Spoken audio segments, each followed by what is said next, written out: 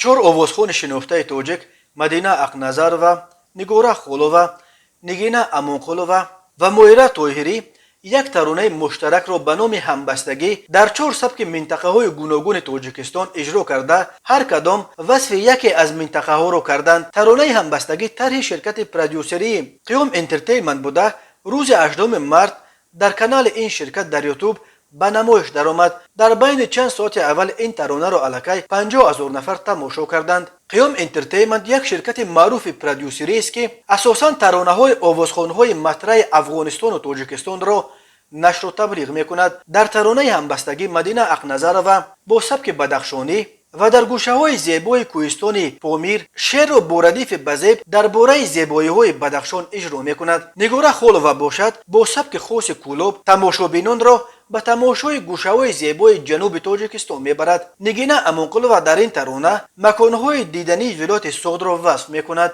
و با مویره طاهری تماشابینان به سیر وادی رشت میروند. در پایان ترانه هر چهار آوازخوان در مرکز دوشنبه گردی هم آمده از تاجیکستان در عموم ستایش میکنند. آهنگ این ترانه را دوران رحمتزاد و متنش را یعقوب نوشتند.